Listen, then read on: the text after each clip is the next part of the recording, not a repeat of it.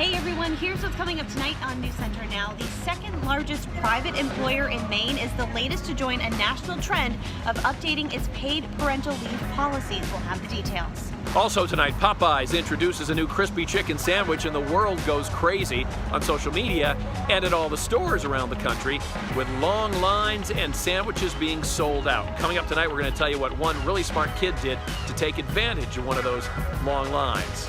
This is News Center Now.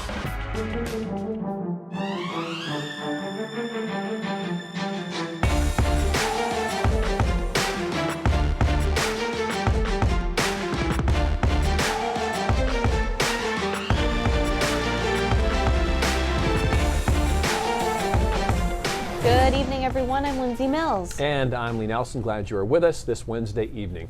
In the news, Julio Carrillo, the man who pleaded guilty in July to fatally beating his 10-year-old stepdaughter, Marissa Kennedy, was sentenced to 55 years in prison for his role in her murder. For the first time, Carrillo actually showed a lot of emotion in the courtroom, too. He pleaded guilty in the killing of his 10-year-old stepdaughter, Marissa, again last month. His wife, Sharon, is also facing charges in this case. And the courtroom today was filled with emotion and tears as several family members pleaded with the judge to ask for mercy while prosecutors asked for life. I ask you to please look at him kind heart. Only as a mother can ask. Only as a mother can ask. For the love of my son. Now I've got a dead grandchild of whom I dearly miss.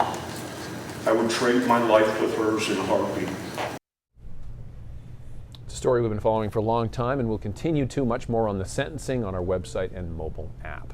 Other news tonight, Maine's second largest private employer making a major announcement for associates looking to expand their families.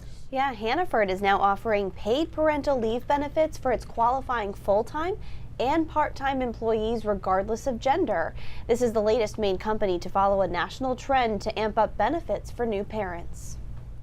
I had always anticipated wanting to take at least 4 months. Helen Coburn is a lawyer at Bernstein Schur in Portland. Her husband is also a lawyer. You know, we're both on this track to try to have successful careers, and we worked really hard for this. So you don't want to totally sacrifice that, and yet you do want to spend time with your family. She was 7 months pregnant with their first child when her employer announced new parental leave benefits to include 16 weeks of paid leave for men and women. It was just a huge relief to know that from a budget standpoint, which we had tried to work out and make sure that we could do what we wanted to do.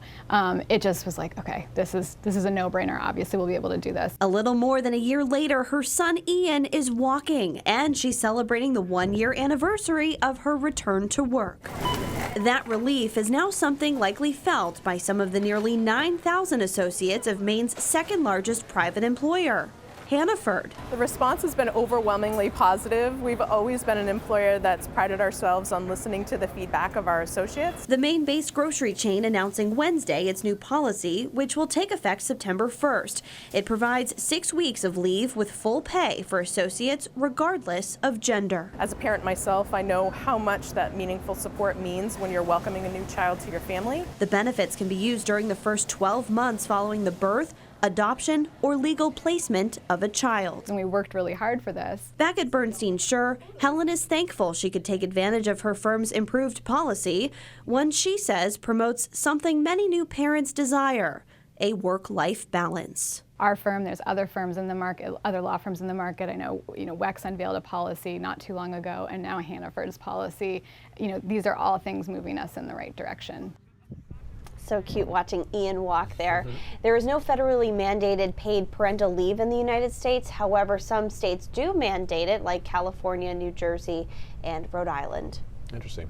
Well, rich people like Keith, they took like 8 months after they had a child. We get 2 weeks here, right? You got 2 weeks. You took like 8 months though, didn't you? I did. Yeah, I took the extra. No, you know what I was saying about taking time off with your baby is it seems like now Luca's almost a year and a half. With his personality. Now I want the time. Right. I mean, they're cool when they're infants, but this age. True enough. But it's more about acclimating and just trying to get a little sleep in, right? And being overwhelmed. That's why you moved up this shift, right? No, you'll be fine. You'll be fine. Yeah, chances are you'll be fine. Chances are. I've met a few that are tough, but you'll see. All right, we got some tropical moisture heading towards us, guys. We've been talking about this for the last couple of days, and here's the first wave of moderate rainfall for the most part, but this is from Tropical Depression Erin, which is advecting its way towards this cold front. And so when the two meet is when we're going to see things really pick up, but already some light to moderate rain moving through New Hampshire and southern Maine. So here comes the front, here comes that onslaught of heavy moisture through tonight, 10, 11 o'clock this evening through midnight as well. What we're likely to see is a bit of a kind of a fire hose effect that we see sometimes during the winter, where we get the rain training in one spot over and over through the mid-coast and then into down East Maine by tomorrow morning, and probably hanging around down East Maine through almost midday. And so there's the spot right now, at least, that looks the most likely to see some flooding problems. But by tomorrow afternoon, western and southwestern Maine will clear out, and temperatures will actually get, in some spots, into the mid-80s.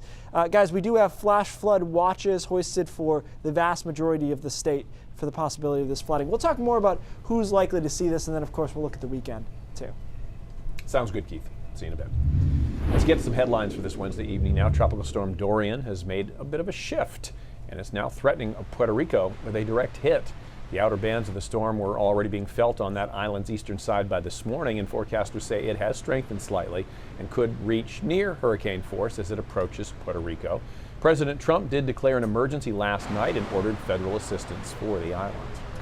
Very soon, you will no longer see small plastic toiletry bottles at hundreds of hotels across the world. Marriott, which is the world's largest hotel chain, will stop carrying single-use bottles of shampoo, conditioner, and bath gels from its rooms. They're being phased out by December of 2020 to reduce the amount of plastic going into the waste stream. Marriott will instead have wall-mounted shampoo dispensers, or they'll be putting larger bottles in their bathrooms. In fact, the company has already rolled out larger bottles at thousands of properties in North America. Apple is apologizing for the controversy surrounding how audio recordings made through Siri were reviewed. The company says it plans on resuming the program, but they're no longer going to retain those audio recordings of Siri interactions unless you specify that it's okay. Apple will mainly use computer-generated transcripts to help Siri improve. And speaking of privacy, that's the subject of our Pulse question tonight. Yeah, we want to know, would you turn your doorbell security camera, if you have one, the footage from that over to police if they wanted to see it? So we want to know, and right now 91% of you saying yes, you would do that to help law enforcement. So we're going to have more on this coming up tonight at 6 on News Center Maine. Yeah, stay tuned for that. The majority of adults may soon be screened for hepatitis C. The U.S. Preventative Services Task Force is recommending that every person between 18 and 79 be screened for this viral infection. It affects the liver. Currently, adults born between 1945 and 65 are urged to be tested. Hep C is on the rise. Doctors are treating more than 3 times as many people now as they were just 10 years ago. Hep C is the most common cause of people dying from an infectious disease, and it can lead to irreversible liver damage if it's not treated. Some good news for red wine drinkers. We hear this from time to time again, right? Okay, well, there's a new study that shows an occasional glass may be good for your gut. Okay. British researchers studied nearly 3,000 people in the United States, Great Britain, and the Netherlands. Those who drank red wine had greater diversity of bacteria in their gut, which can be good for your health. This is compared to those who drank white wine, beer, or spirits. The red wine drinkers were also less likely to be obese and had lower levels of bad cholesterol. But don't overdo it. Scientists say that drinking red wine once every 2 weeks was enough to make this difference. And obviously, if you're in my condition, it's not a good idea. No. Well, it could be the start of a new trend in schools across the country. We'll see what one school in New Jersey is doing to make classrooms safe. And the topic of chicken sandwiches has been the big talker on the internet for a few weeks now. Later on, we're going to meet a teenager who used long lines at one store as an opportunity to perform his civic duty. There have been a number of efforts nationwide to try and stop school shootings, but clearly more work needs to be done. Yeah, so places are trying new and kind of unique ideas, including classrooms in Harrington Park schools in New Jersey. They've turned their classrooms into safe rooms with a new installation. Here's Jen Maxfield with the story. In about an hour, this middle school science classroom at the Harrington Park School has been transformed into a safe room. Within seconds, the door gets locked and everyone is safe. New Jersey schools are required to do lockdown drills once a month, a sad but true reality. We just run to a safety corner and they just lock the doors, and then we wait until the police officer opens the door. Sometimes they'll be like, is it real? And you can see that, they're nervous. Video on the Remo Security Doors website shows the door being tested. It's bullet resistant, all right, and shatterproof too. The doors that are being replaced are in most cases more than 50 years old. They're just made of wood and regular glass. Now the new doors, well, they weigh more than 150 pounds. They're still pretty easy to open, but with one turn of the lock, 12 metal bars throughout the door engage, making it virtually impossible to open. New Jersey has among the strictest gun laws and, according to the school shooting database, has the lowest school shooting rate per capita of all the states in the country. Still, the superintendent here says he's not taking any chances. How do we make it the safest it can be and put them in a place that they know it's a loving, nurturing environment? It's a no-brainer for us.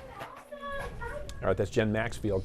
We'll continue on the topic of gun safety tomorrow, too. Bill Green's going to talk to a mental health professional about his ideas on making school and everyday life safer for everybody. So stay tuned for that, as we know you will.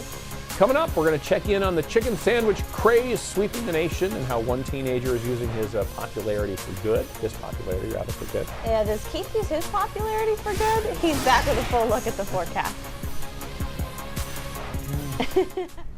Welcome back. A nation already polarized finds itself divided once again, but this time politics isn't at the heart of it. Nope. The blame lies squarely on a fried piece of chicken. People are choosing sides and beefing over chicken thanks to Popeye's release of its brand new crispy chicken sandwich and the social media debate that's followed. People are weighing in saying, which restaurant chain has the best chicken sandwich anyway? Some are calling this genius marketing. As it turns out, they are sold out for now as well. Must be pretty so good. It worked. All right, the chicken beef has been a trending topic on social media. Fans weighing in with YouTube commentaries and memes. Some have endured a lot of long lines just to get a taste of this new sandwich, too. And while people were waiting in those lines in North Carolina, a teenager took it upon himself to do his civic duty. Here's Ruby Durham. Everyone's in line to get their hands on this chicken sandwich, but one Charlotte teen is using his time in line in a different way. Why did you come here today? Just to get the spicy chicken sandwich with extra mayo. I just wanted to see what it's all about. Popeyes still seeing record lines after rolling out a new chicken sandwich that has now gone viral on social media. How long would you wait to try the sandwich? Until I get to the window. 2 hours. Ooh. But while dozens waited to see if the $3.99 sandwich made the cut against fast food restaurants like Chick-fil-A, I vote Popeyes. David Ledbetter is making sure people remember the importance of voting in the upcoming elections. Hey, are you registered to vote? The Myers Park senior is only 17 years old. He's not even old enough to register, but he spent his last weekend before the first day of school at the Popeyes on Albemarle Road, making sure people were informed. We knew a lot of young people was, wanted to try the sandwich, and we knew, we had to, come to the young people, and that was the only way that, they would be more motivated to be engaged. So we took advantage of the large crowds by handing out sample ballots and voter registration forms, urging people to show up to the polls as well. A lot of individuals were, already registered, and that was nice to know, meaning that they was, involved. But on Saturday alone, he was still able to register 16 people. His efforts now being recognized across the nation after posting these photos to his Instagram. Very nice to know that, I've made a lot of impressions on, as many individuals as I have. But now he's only hoping the newfound publicity pushes more people to be informed, involved, and register. So when it's time to head to the polls, here's some more information on early voting. More voices in our community can be heard more now than ever before. Wrapped around a fast food building. What about being wrapped around your country and knowing who's running it? Ledbetter says he plans to register next year when he finally turns 18, but this teenager is already a leader in this community. He's part of an organization called Imagine This. It helps teenagers go to college. And for those of you wondering which chicken sandwich he thought was best, he picked Popeyes. Reporting for NBC Charlotte, I'm Ruby Durham. That's awesome. There's nothing worse than waiting in line, so might as well use your time wisely. Absolutely. This is also, it is brilliant marketing. It's like, remember when IHOP said we're going to do burgers? And Right. we're like, oh, you're going to do burgers? We're like, just kidding. Just nobody comes to our restaurant. So we're going to, you know, it's, and I didn't get that because I used to love IHOP. I haven't been in a couple of years, but. Are you redeeming? Are you saying something to redeem? Okay. Do I do that very often? No, I haven't been in years. I used to be a big fan, but then I got off carbs and that was Right. Gotcha. He hasn't eaten a carb in like 8 years. Pancakes do tend to have a few carbs in I have a little bit of. Meanwhile, give me all the pancakes. Yeah, no, I know. I could go back to that, I think.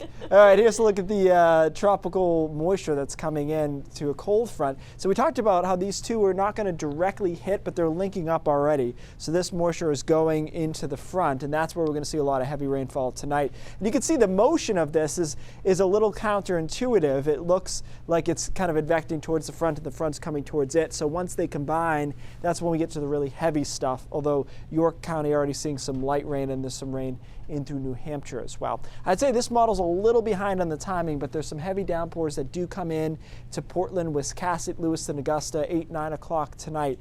And then we get this band, and where that band sets up and how it's oriented off the ocean is going to be the key to who, if anybody, sees significant flash flooding. And so this band will kind of rotate through overnight tonight, and then it will stall tomorrow morning over down East Maine. And that is a concern for flooding over down east, because the longer it's here, obviously the more moisture it can put down through there. So it'll still be raining over down East Maine while it's sunny and in the mid 80s over western and southern Maine. So tomorrow afternoon diverges quickly depending on your location, and then everybody settles into a nicer pattern for Friday, Saturday, and straight through the rest of the weekend as well. So rainfall amounts here, and again, this is not gospel, but you know, there's going to be some areas with 2 inches, some areas with up to 3 to 3.5 inches, I think, is a possibility. Trying to pinpoint where that's going to be is hard. So as the night goes on, we'll keep an eye on those training echoes of heavy rain, and those are the spots. I think a lot of this will be urban flooding. So it won't be so much streams rising up as much as just areas that can't get the water out of the way fast enough. For example, Portland does this sometimes during a high tide, which is around 10-something tonight. So if that coincides with heavy rain, it'll flood in Portland. It's all about that kind of small scale stuff. We do have flash flood watches almost statewide, the exception being the mountains, because it'll just kind of run off from there. But we do have some problems. Meanwhile, Dorian, intensity forecast was not good yesterday, and now all of a sudden it's a Cat 1 hurricane, and is expected to be a Cat 3 or maybe weakened to 2 upon landfall. But that's a big change to go from a low-end Cat 1 to perhaps a Cat 3. And the models all center it somewhere around the east coast of Florida. Hard to imagine now, given its current latitude and position, that it could miss the United States. So it's just a matter of where exactly it ends up hitting. And we talked about this a little bit today, I believe, Lee, at noon. I can't remember exactly, but our forecasts have gotten really good for track for hurricanes. Yep. But the intensity forecast has only gotten marginally better over time. So we can tell you where it's going to hit, but what it's going to be when it gets there is still a very difficult thing for forecasters. Interesting. After all this time, cool. Yep. All right, Keith, thanks. Okay, now this peculiar take on recycling tonight. Oches Coffee, it's a company in the Ukraine. It's making sunglasses out of its coffee waste. The company experimented with various herbs like mint and parsley before finding the natural material needed to make eco-friendly sunglasses. Other companies are already using coffee waste to produce furniture, cups, printing ink, and biofuel. But this coffee company is a pioneer in using it to make glasses. And also the glasses actually smell like freshly brewed coffee. Don't I comment on your coffee almost every night? I say it smells so good. Yeah, I probably love this. You'll have to dole out about $80 though to buy a pair, which is not too bad. No, for sunglasses. I mean, they're made out of coffee. Don't know how good they are, but I do love when you have that fresh brewed cup of coffee right there. You can smell right now, but just don't taste. Oh, it smells so good. When you take time off from work, do you check your email? About 2/3 of American workers admit that actually, yes, they do. Alliance Global Assistance was looking into this, and they also found that nearly half of working Americans lie to their bosses about Wi-Fi access and cell reception while they're on vacation. The survey found that millennials are most likely to use that reason, followed by Gen Xers and baby boomers. We baby boomers come in third because if we're still working, we're so close to retirement that I guess we feel more empowered or something, not so worried about what the boss thinks. Glorious going off the grid. Well, a lot of kids in Maine heading back to school today, and the Auburn Police Department wanted to remind parents about another meaning behind the day. Good morning, Auburn. Smell that? That's the smell of freedom. Parents' freedom. It's the first day of school. No more, Dad, I'm bored. Mom, there's nothing to eat in the fridge. It's back to school. That's hilarious. The Post also reminded people to share the road with buses, and parents took to social media today, posting tons of pictures of their kids all dressed up for the first day of the new school year. And this is the first day that we don't have any kids having a first day ever. That's Pretty unreal. And speaking of we, let's talk to Cindy, see what's coming up at 5:30. Hey, Cindy. Hey guys, I guess when you're a presidential candidate, there's no such thing as a holiday weekend because Bernie Sanders is going to be in Maine this Labor Day weekend campaigning. We have got the whens and the wheres for you. And the growing popularity of electronic smoking devices among many people has many people in this state very worried, and that's why the legislature passed a bill banning all of these devices from schools. So what is exactly included in this ban and when does it take effect? It's all ahead on News Center at 5:30. Back to you. All right, sounds good. We'll see you guys at 5:30. We're back with Brain Drops after this.